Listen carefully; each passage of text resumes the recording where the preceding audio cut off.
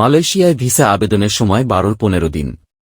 মালয়েশিয়ায় কর্মরত কর্মীরা প্রচুর রেমিট্যান্স পাঠাচ্ছেন। বিস্তারিত জানতে ভিডিওটির শেষ পর্যন্ত দেখুন। মালয়েশিয়ায় বিদেশি কর্মীর ভিসা আবেদনের সময়সীমা 15 দিন বাড়িয়ে আগামী 21 এপ্রিল পর্যন্ত নির্ধারণ করা হয়েছে। শনিবার দেশটির স্বরাষ্ট্র মন্ত্রণালয়ের অভিবাসন বিভাগ থেকে এক সংবাদ সম্মেলনে এই তথ্য জানানো হয়। এর আগে 31 মার্চ পর্যন্ত ভিসা আবেদনের সময়সীমা নির্ধারণ করা হয়েছিল। তবে ভিসা আবেদনের সময়সীমা বাড়ানো হলেও মালয়েশিয়া প্রবেশের সময়সীমা বাড়ানো হয়নি।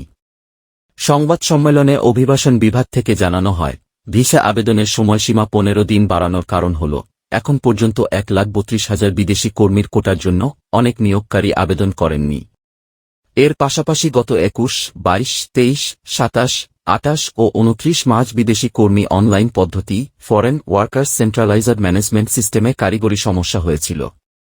এসব কারণেই ভিসা আবেদনের সময়সীমা বাড়ানো হয়েছে।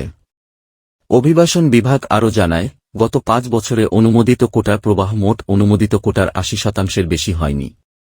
এর ফলে আবেদন না করা 1,03,2,000 কোটাধারীর মধ্যে 1,05,600 বিদেশি কর্মীকে ভিসা অনুমোদনের চিঠি দেওয়া হবে।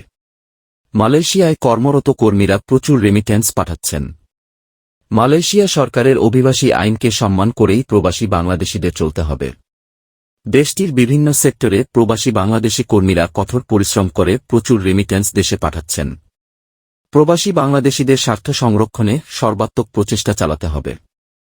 মালয়েশিয়ার কুয়ালালামপুরে শুক্রবার প্রবাসীদের সংগঠন বিডি এলিট ক্লাবের উদ্যোগে অনুষ্ঠিত আলোচনা সভা ও ইফতার মাহফিলে প্রবাসী নেতৃবৃন্দ এসব কথা বলেন।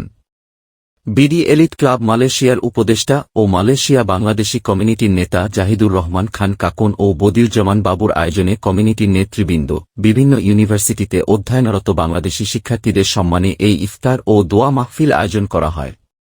ইফতার মাহফিলে উপস্থিত ছিলেন বিডি এলিট ক্লাবের প্রেসিডেন্ট মালয়েশিয়া যুবলীগের যুগ্ম আহ্বায়ক মনসুর আল বাশার সোহেল, মালয়েশিয়া আওয়ামী লীগের যুগ্ম আহ্বায়ক দাতুশ্রী কামরুজ্জামান কামাল, মালয়েশিয়া যুবলীগের প্রতিষ্ঠাতা আহ্বায়ক কামাল চৌধুরী, মালয়েশিয়া আওয়ামী লীগের যুগ্ম আহ্বায়ক রাশেদ বাদল, মামুনুর রশিদ, মালয়েশিয়া আওয়ামী লীগ নেতা মনিরুজ্জামান, যুগ্ম আহ্বায়ক শাহিন সর্দার, দাতু আক্তার মো.